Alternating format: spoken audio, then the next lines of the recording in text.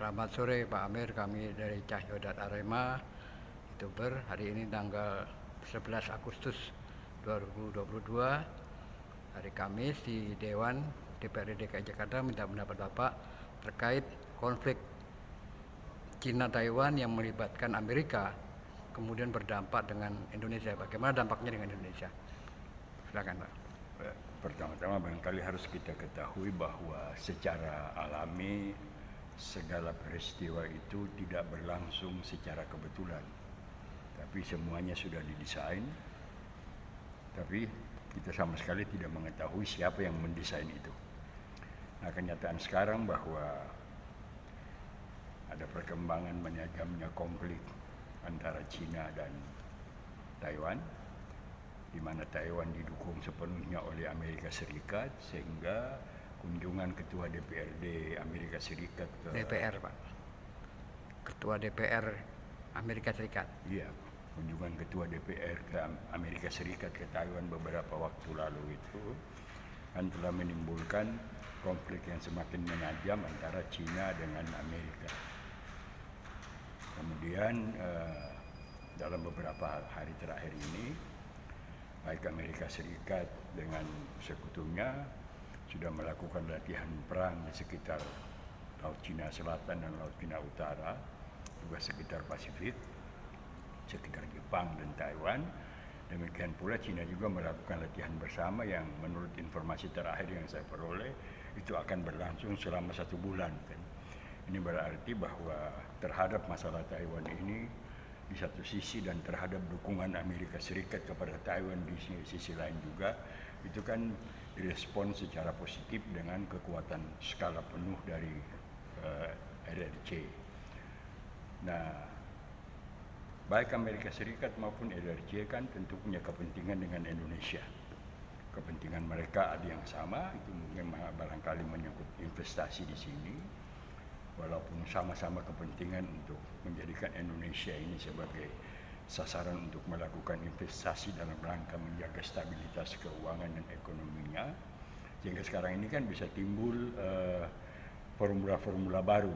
Kalau dulu dikatakan bahwa oleh Clausewitz bahwa perang adalah kelanjutan politik dengan cara lain, kalau saya melihat bahwa konflik China-Taiwan yang juga menimbulkan konflik menajam antara China dan Amerika Serikat ini, kita bisa menggunakan formula perang adalah kelanjutan ekonomi dengan cara lain, dan sebaliknya ekonomi adalah berperang dengan cara lain untuk mencapai satu kepentingan tertentu.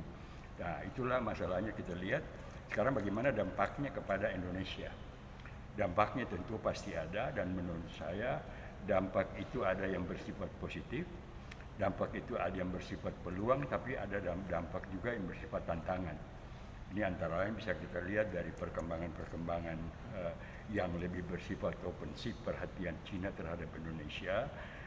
Kita lihat di satu sisi bahwa China sepenuhnya mendukung kepemimpinan Presiden Jokowi, apalagi waktu Presiden Jokowi beberapa waktu lalu ketemu dengan Presiden Xi Jinping di China kan menyatakan bahwa Indonesia dan China itu adalah negara sahabat yang sepenanggungan dan seperasaan kan.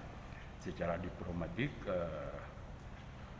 apa yang disampaikan oleh Presiden Jokowi kepada Presiden Xi Jinping itu menandakan bahwa sakitnya China adalah sakitnya Indonesia, dan demikian pula sebaliknya. Oleh karena itu tentu kita lihat bahwa konflik antara China dengan LRC dengan Amerika Serikat ini diharapkan oleh China agar supaya dia tidak merusak kepentingan dia di Indonesia.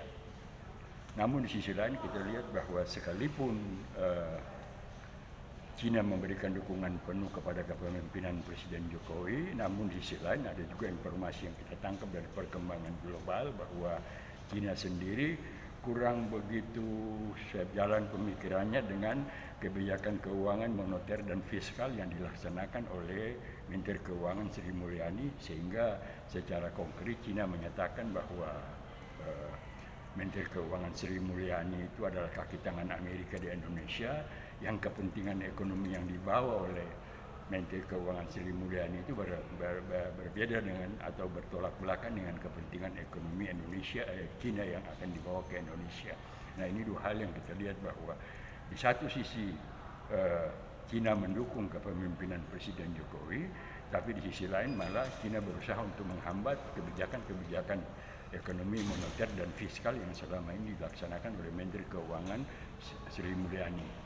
Nah, ini masalah-masalah yang perlu kita sikapi, perlu disikapi oleh Indonesia secara baik, dan tentu saya lihat bahwa terhadap cara pandang RRC dalam melaksanakan kepentingannya di Indonesia, dan saya katakan tadi di satu sisi mendukung Presiden Jokowi sepenuhnya, tapi di sisi lain akan berusaha menghambat kebijakan ekonomi yang dijalankan oleh Menteri Keuangan Sri Mulyani karena dianggap merupakan Amerika sentris.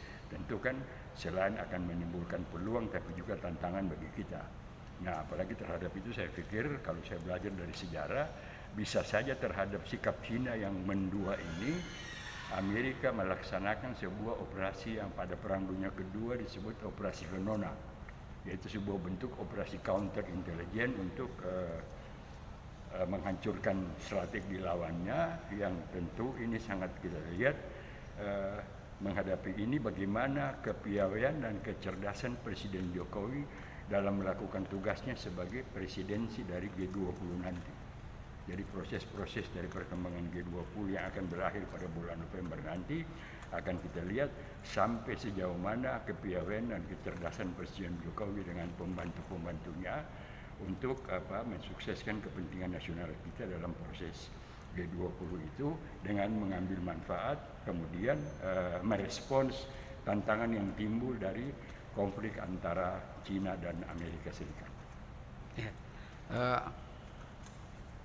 Untuk Cina sendiri, apakah Cina akan melakukan semacam strategi menghantam Amerika dengan menggunakan Indonesia atau dengan ancaman seperti akan dibikin seperti Sri Lanka gitu?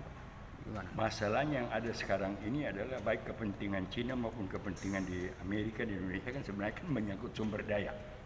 Menyangkut sumber daya yang kedua-duanya secara signifikan dibutuhkan oleh Cina dan dibutuhkan juga oleh Amerika Serikat, ya kan? Jadi kita ini kan masih kaya dengan sumber daya kan.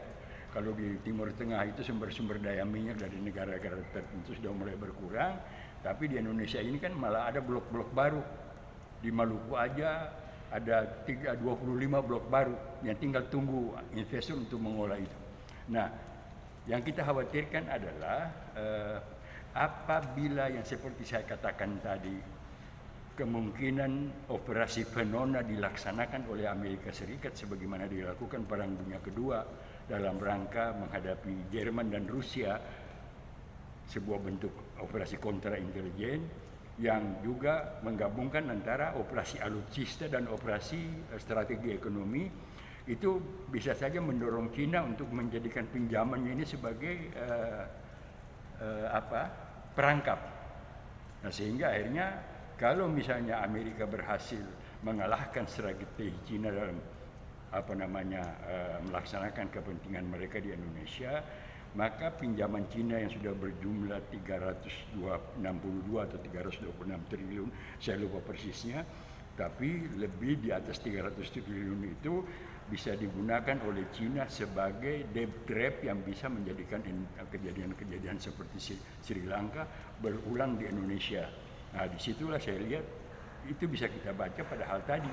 Kalau andai kata mereka tidak mampu mematahkan strategi Menteri Keuangan kita yang dianggap Amerika sentris, maka mereka akan memanfaatkan utang yang mereka miliki itu untuk menjadikan Indonesia seperti Taiwan seperti Sri Lanka beberapa waktu lalu. Itu yang perlu kita waspadai, sehingga dalam rangka menghadapi itu tawaran-tawaran pinjaman baru dari Cina juga harus kita waspadai secara lebih teliti, termasuk misalnya kita mengkaji ulang pendanaan untuk kereta api cepat Jakarta-Bandung dan juga kemungkinan tawaran pinjaman dari Cina untuk pembangunan ibu kota negara.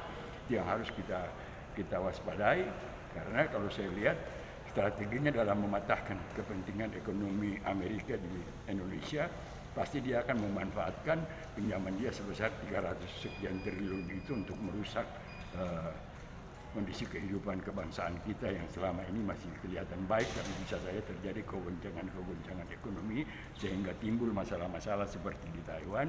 Apalagi kita lihat bahwa kemampuan pemerintah untuk mengatasi korupsi di negara kita ini masih belum optimal, masih ada muncul korupsi baru yang jumlahnya itu sangat signifikan sekali. Misalnya si Masiku belum dijumpai oleh KPK, kemudian ada pelarian uang sebesar 78 triliun dan lain-lain sebagainya. Faktor-faktor itu yang menyebabkan kondisi keuangan kita juga mengalami resistensi yang cukup signifikan, sehingga untuk membiayai pembangunan yang rencananya dihasilkan dari mimpi-mimpi Presiden Jokowi belum tentu bisa berjalan dengan baik. Oke, terima kasih Pak atas pendapatnya. Selamat sore.